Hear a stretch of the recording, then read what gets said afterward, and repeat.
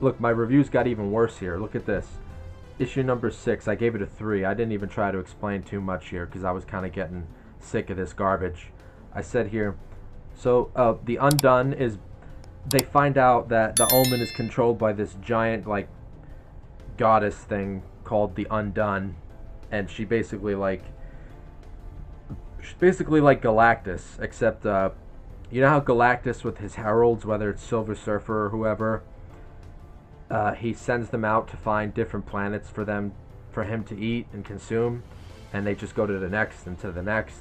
Well, like, this is basically Galactus, but except he takes a herald from each different planet he's gonna eat, and then after he eats the planet, he then eats the herald. That's just basically what the Undone is.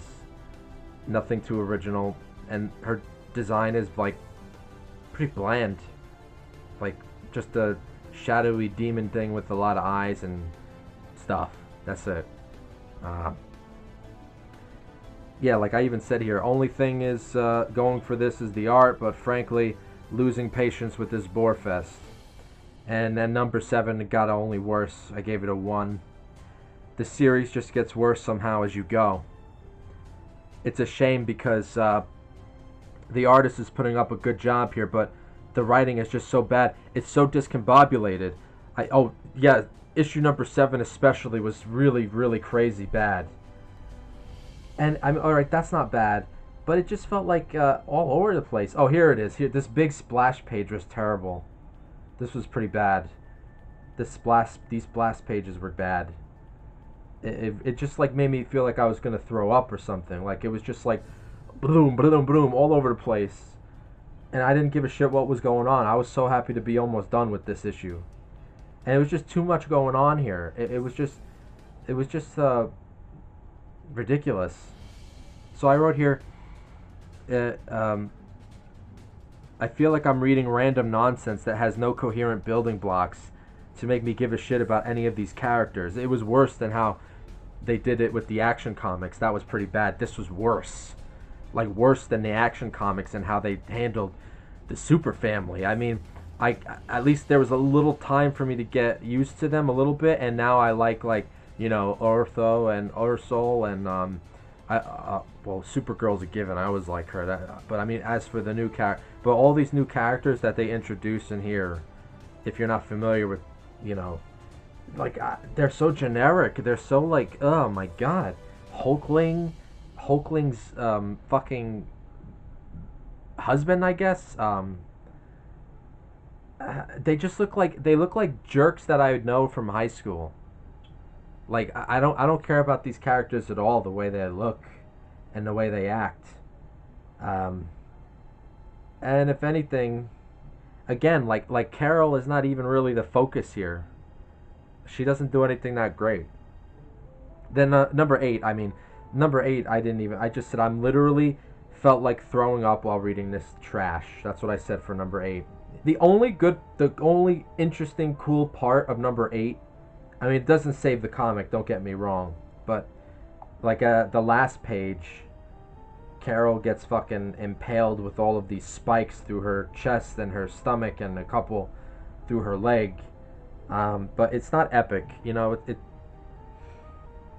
It's just the writing. It just didn't do anything for me, you know. Like when I was reading the Action comic, I told you like I was kind of getting giddy when they revealed who Nora Stone turned out to be, that she was Sister Shadow from the Al Ghul. Like the way he wrote it, the way it was written, as I was reading page by page, and I'm like, oh shit, is this what I think it is? And then when it finally like got to that reveal, I was like, I love this. I absolutely love this. But Alyssa Wong does not do it. She doesn't have it.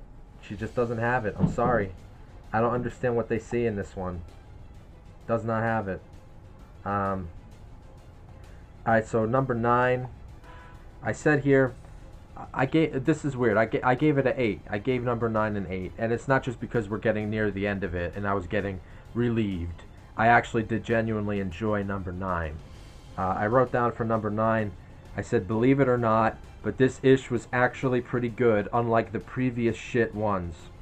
Better pacing, less exposition, more importantly, and the art was allowed to breathe. Oh, yeah, that's right. I really liked, I mean, it's still the same kind of art, right? But it's like some of the things that they did in this issue were pretty cool. Pretty cool.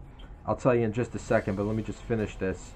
I enjoyed reading through this. Why couldn't the previous ones be as good as this? Secondly, I am only deducting 2 points from this for one reason. I wish the interiors of this ish looked like the cover of issue number 9. Not dissing the interior art, it looks pretty good, fantastic even. Still, like I said for most of the issues, but this cover issue art is really cool, and wish the rest of the story was drawn in that kind of manga anime way. It looks unique and more stylized. They heal Genis Vale in this. They save him from the control of Omen, and that's right. Omen was this girl that was her classmate, Yuna's classmate, and she's like, a lesbian, right? So she's into this one, I guess. But it turns out that she's Omen, and she's controlled by the Undone Galactus ripoff thing, and obviously they rip her from the clutches of it. So let me get on to issue number 10. Alright, so I wrote for issue number 10. I gave issue number 10 a 9.5. I said, thank God it's over. But, jokes aside, this ish and number 9 were actually readable and enjoyable, which is not saying much, I know. These two utilized Carol more as should be and gave less time to boring Yuna. However, if Marvel is going to reboot this again or continue this at the end of 2025 or next year of 2026, please find a new writer, please. You know who you should get? You should get Brian Reed. Does he still write for comics? You should hire Brian Reed again. He wrote Miss Marvel 2006. I think he's pretty damn good. I mean, I'm going to talk about that later on at another review. You guys should find Brian Reed. Have him write this stuff and keep this style. More anime, though. Keep the artist, or maybe even go for the style that you have shown on the covers of number 9 and number 10. Number 10 also has a great cover. I love number 10's cover. It looks dope. Like, Captain Marvel looks pretty damn cool in that. I love it. I think that manga anime style would fit Carol's world beautifully, and you can make some epic action panels with that style. Alright, so I said here I'm going to give the Thompson run a try, but I didn't. I went straight to the Brian Reed one first, and that's what we'll talk about later. And I'll read I'm going in a certain kind of order now, like I just wanted to dabble in this first, see what they're writing lately in the more recent stuff, and it's not good. It's not impressive. And I wrote here, I said, what's this? One other thing. Keep her new design. Yeah, keep the costume. Like the costume. Love the look. And put her through more trials and tribulations. Like, I feel like there was no challenge. There was nothing. And again, well, it's also because she was just there to serve Yuna's storyline, which sucked. I'm not here to read about Yuna, okay? One other...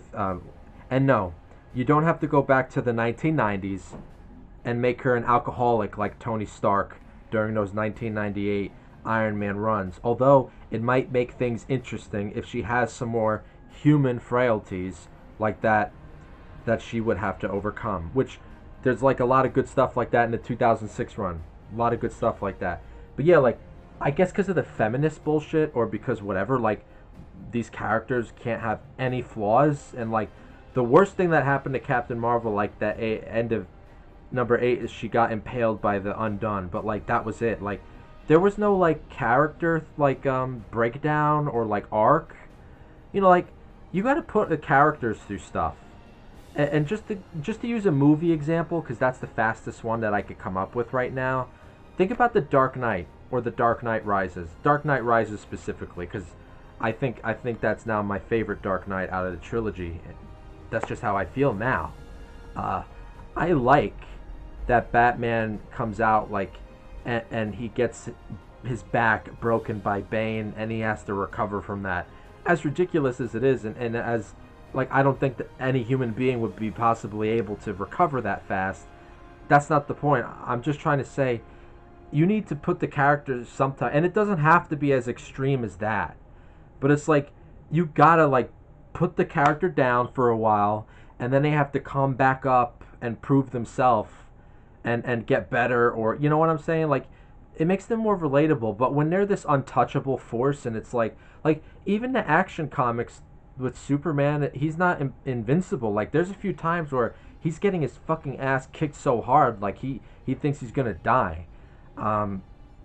Like you got to do that. You got to bring some mortality, even though we know they're invincible, or we know that since they're the main character, they can never die. But like you have to have mortality, or the threat of more of it, you know.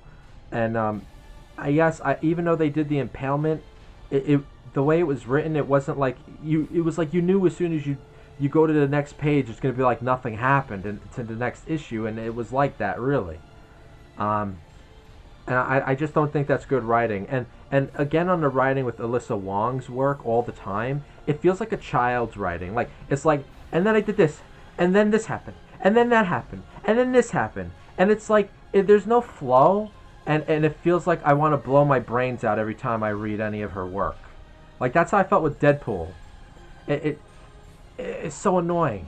Oh, and another annoying thing I have, this, like, that shows her writing style, like, the character Yuna. How many times throughout a few of these issues did they say the same thing over and over again, right? Like, they'd be like, oh, well, drowning in the ocean is number 5 in my list of worst ways to die. Oh, getting eaten by a giant monster. And like, she kept saying these worst ways to die in my list, in my list, in my list. It's like, shut up. I get it. Like, that, you know, you have these phobias or whatever. Give me a break. Like, go away. Go away. Who thinks this? Who yeses this stuff? You're trying to impress people with this?